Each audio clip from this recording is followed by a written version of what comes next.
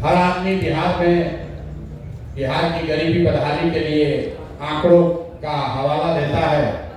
मैंने भी पिछली बैठक में कहा था कि अभी जातीय जनगणना हुई, उस जातीय जनगणना में जो सबसे भयानक एक डेटा आंकड़ा दिखा कि आज 78 साल आजादी के 78 साल के बाद भी बिहार में सिर्फ 3%, 100 में 3 बच्चे ही दलित समाज के 12वीं क्लास पास करते हैं।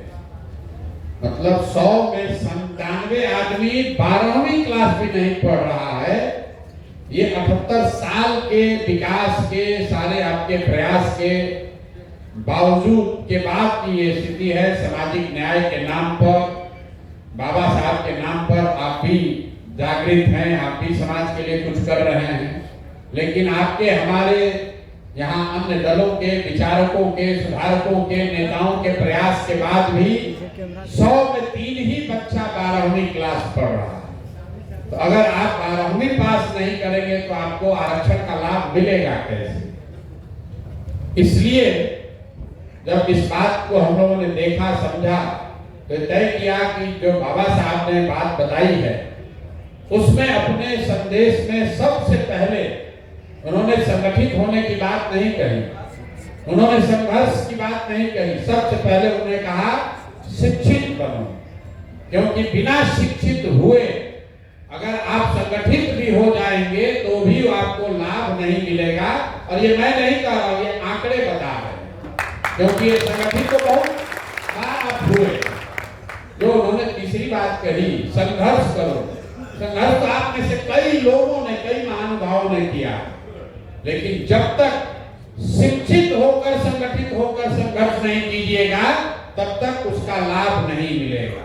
तो पिछले 4-5 महीनों में हम लोगों ने कई छोटी बड़ी बैठकें करके ये तय किया कि भाई जन सुराज का जो संसाधन है उस पर सबसे पहला अधिकार समाज के उस वर्ग का है जो शैक्षणिक, सामाजिक, आर्थिक तौर पर सबसे पीछे है। इसलिए जब ये प्रचार प्रसार का काम शुरू हो रहा है तो सबसे पहले बाबा साहब अम्बेडकर के नाम पर उनके संदेश को ले जाकर घर घर पहुंचाने के लिए इस अभियान की शुरुआत की जा रही है, जिसमें आप सभी साथी जुड़ रहे हैं। कई लोगों को लग रहा होगा कि इससे होगा क्या, आप जरा समझिए। 100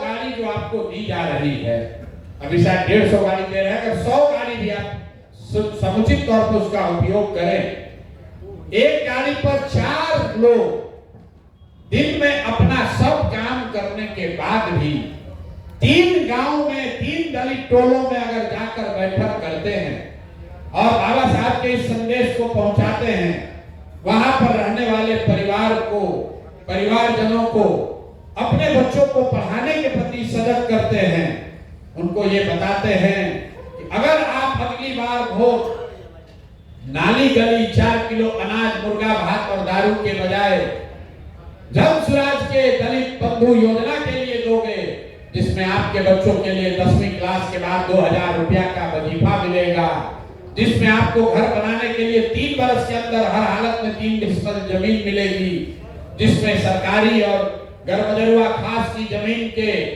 बंदोबस्ती में दलितों को आरक्षित प्रश्रय दिया जाएगा, तो शायद कुछ दलित समाज के लोगों के में जागरूकता आएगी। और अगर 100 टीम 100 गाड़ियों से डेली काम करे तो हर दिन 300 गांव हम लोग करेंगे। और 2 महीना अगर आपने इस काम को कर लिया तो कम से कम 18,000 गांव तक ये बात पहुंचेगी। ये 100 दिन का अभियान हम लोग शुरू कर रहे हैं। 27,000 कागज पर होना चाहिए। मेरा लक्ष्य है कि कम से कम 25,000 गांव में, बिहार में टोटल आंकड़ों के हिसाब से करीब 45,000 गांव हैं, लेकिन करीब 27,000 गांव ऐसे हैं जहां दलित समाज की छोटी बड़ी आबादी रहती है। उन 27,000 गांव में अगर आप दिन में 3 बैठक करते हैं, एक बैठक को करने में 2 घंटा लग सकता है, अगर आप 3 बैठक भी करेंगे तो आपके पास वो साधन है, आपके पास जाने के लिए गाड़ी है, आपके पास बताने के लिए बात है, विचार है, वो पर्चा है, वो कैलेंडर है, सब चीज आपको दिया जा रहा है। तो आपके पास जीवन में ये ऐसा पहला मौका ज्यादातर लोगों के पास है कि अगर आप सही में चाहते हैं तो 100 दिन के अंदर बिहार का कोई भी ऐसा गांव जहां दलित समाज के लोग रहते हैं वो अछूता नहीं रहेगा। आपके प्रयास से उस तक ये संदेश जरूर पहुंचा। आपका सिर्फ समय चाहिए और आपकी भावना सही होनी चाहिए। आप शाम में उसी गाड़ी से जाकर अपने रिश्तेदार के यहाँ घूमना चाहते हैं, घूमिए, कोई दिक्कत नहीं, वो साधन आपके लिए दिया जा रहा है। अगर सुबह में मजदूरी या कोई काम कर रहे हैं, आप व्यस्त हैं, आप दिन में 12 बजे से शुरू करना चाहते हैं, कोई बात नहीं, लेकिन एक संकल्प कीजिए, कुछ भी हो जाए हर दिन 3 गांव का लक्ष्य जरूर पूरा करना है। अपने सुविधा के अनुसार रूटीन बनाइए, अपने सुविधा के अनुसार रूटीन बनाइए और उन 3 गांव में भी किसके यहाँ जाना है ये भी सूची आपको दे दी जाएगी। कोई न कोई अनुसूचित समाज जाति का नेता, समाज का व्यक्ति जो अपने यहाँ ये बैठक कराना चाहता है, आपको वहीं पर जाना है। आपको वो सूची मिलेगी, उस सूची को लेकर आप वहां जाइए। कोई 20 आदमी को जुटाएगा, कोई 40 आदमी को जुटाएगा, बड़ी सभा की जरूरत नहीं है। अगर हर बैठक में 20 आदमी भी अगर जुड़ता है तो हम लोगों ने लक्ष्य क्या रखा है, हर गांव से 10 बच्चों को निकालना है, हर बैठक से 10 बच्चों को निकालना है, 10 ऐसे सक्रिय युवाओं को निकालना है जो इसी आश्रम में जैसे जैसे आप ढूंढते जाएंगे वो आए, यहाँ प्रशिक्षण पाए और उनके जीवन में उनको, अगर वो पढ़े लिखे हैं, उनके पास मोबाइल है, तो उनको 2000, 5000, 10,000 रुपया के लिए जीवन में कभी मजदूरी नहीं करनी पड़ेगी। 5 दिन यहाँ का मुफ्त प्रशिक्षण ले और वो 17वें दिन से उसको व्यवस्था हो जाए। ये बात आपको जाके बतानी है। वो लड़के यहाँ आएंगे, उनको आने का खर्चा भी आने जाने का दिया जाएगा। वो आए यहाँ पर 3 दिन 5 दिन यहाँ रहे, प्रशिक्षण पाए और जो मोबाइल और इंटरनेट उसको आता है, मोबाइल अगर उसके पास है और जो हम लोगों ने मिलकर तय किया 12वीं पास है, 15-20 साल से 35 साल की उम्र का है, मोबाइल की समझ है, 5 दिन जन सुराज के आपके प्रयास से, आपके इस संसाधन के उपयोग से उस बच्चे को जो प्रशिक्षण मिलेगा, आप हमसे लिख कर ले लीजिए। अगर जाने के बाद 2-4 घंटा भी दिन में वो काम करे तो उसको जीवन में 2-4 हजार रुपया के लिए मजदूरी करने नहीं जाना। वो पैसा जन सुराज उसकी व्यवस्था कर रहा है, उनको वो चीज, वो मार्ग सिखाया जा रहा है। आपको कुछ नहीं चाहिए, खाली मोबाइल चाहिए और दिन में 4 घंटा काम करने की क्षमता चाहिए। आप लोग कहिएगा ये कैसे होगा, ये कैसे होगा? आप लोग अभी कभी कई लोग रेलवे में टिकट रिजर्वेशन आप कराए होंगे, रेलवे में टिकट आप कटाते हैं, वेटिंग लिस्ट रहता है, तो उस पर लिखा रहता है 121 नंबर पर फोन कीजिए तो पता चलेगा कि आपके रिजर्वेशन का स्थिति क्या है। आप रेलवे को फोन करते हैं तो कोई आदमी बताता है कि आपका वेटिंग लिस्ट जो 80 था वो घट के अब 45 हो गया। फिर फोन करते हैं 2 दिन के बाद तो कोई आपको बताता है कि अब आपका RAC हो गया, बर्थ नंबर आपका 56 है। फिर ट्रेन पर चढ़ने से पहले फोन करते हैं, पता चलता है आपका बर्थ कंफर्म हो गया। आप फोन कर रहे हैं, रेलवे की ओर से कोई फोन पर आपकी बात का जवाब दे रहा है। जो आदमी फोन पर आपका जवाब दे रहा है उसके लिए रेलवे उसको पैसा देती है, जिसको हम लोग कहते हैं कॉल सेंटर।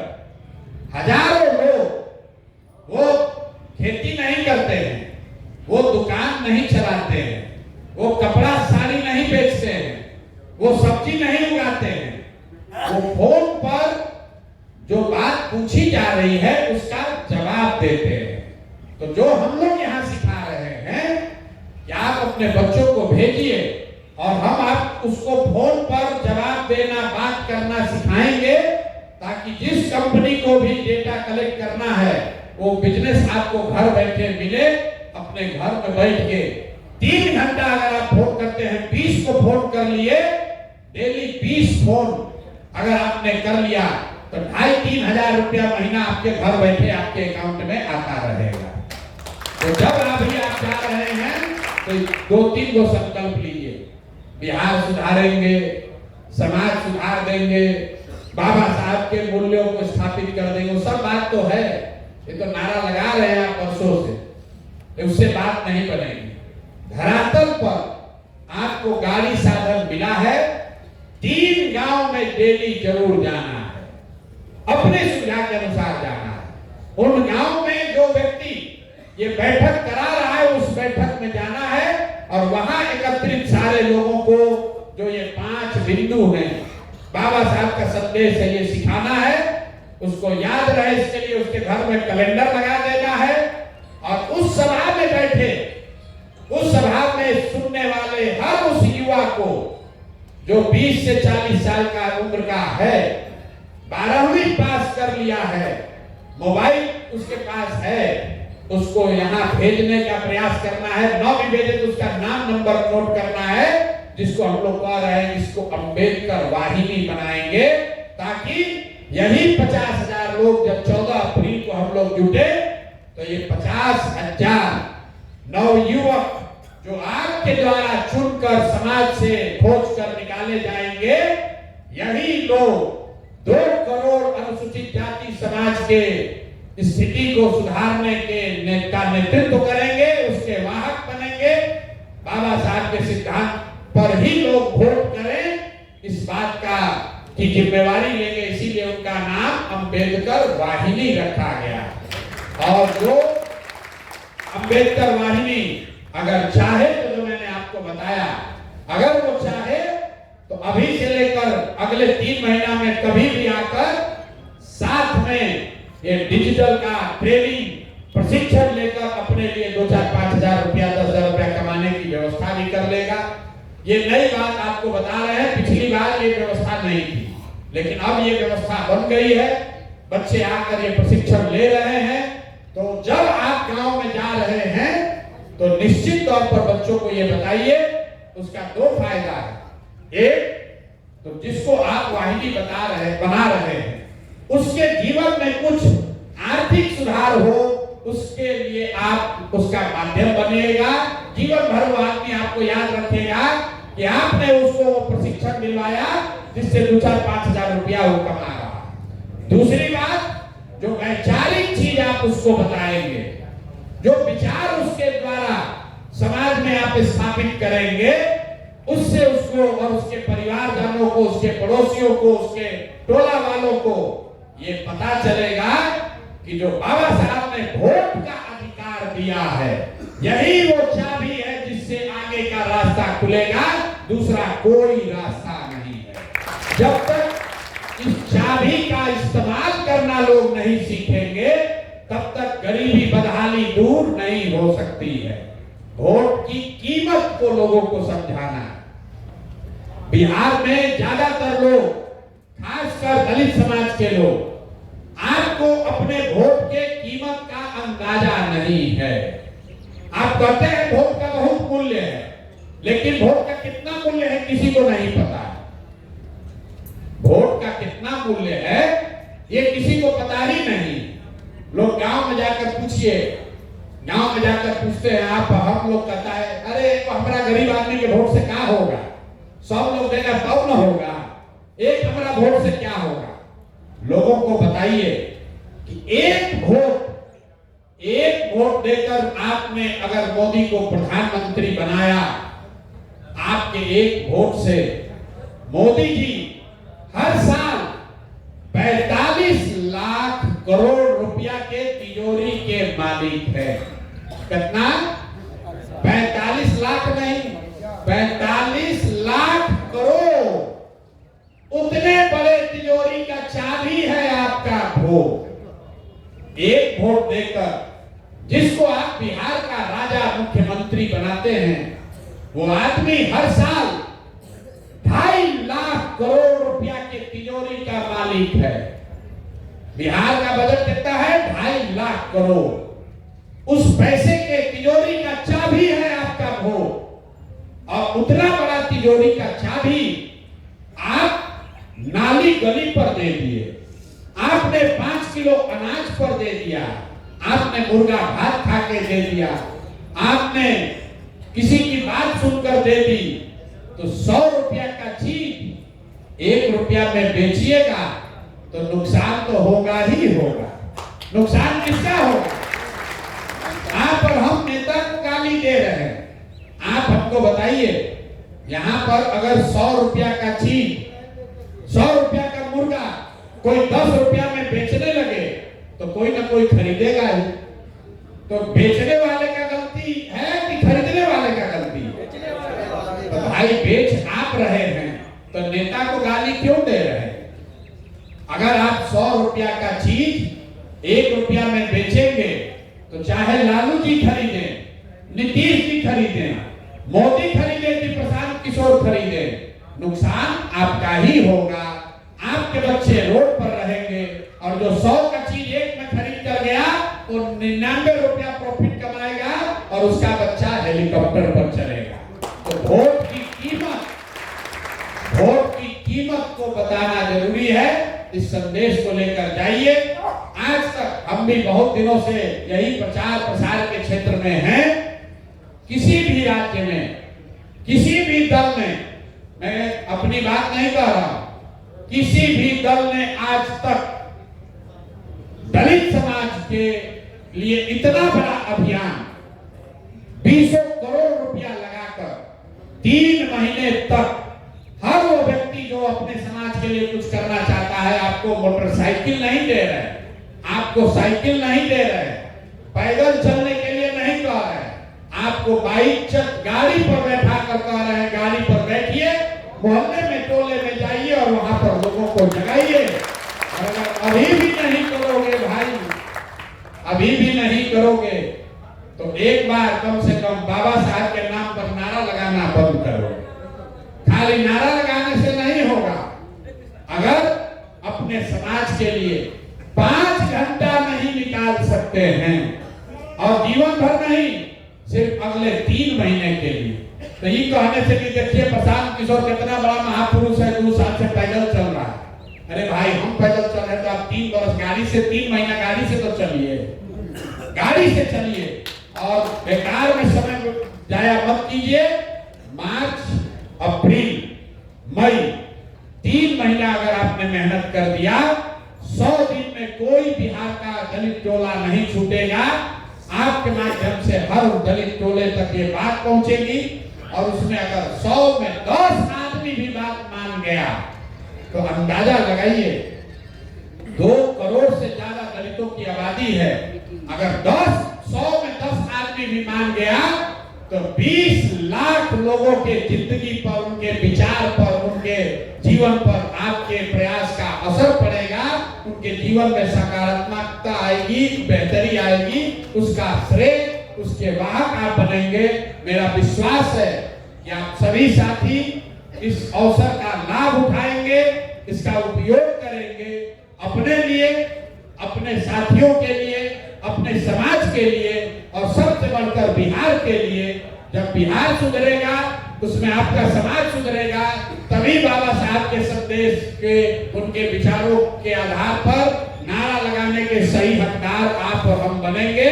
आप सब लोग आए हैं, आप इसके हिस्सा बन रहे हैं, इसके लिए आपका तहे दिल से शुक्रिया अदा कर रहे हैं। आपको ढेरों शुभकामनाएं, बहुत बहुत धन्यवाद।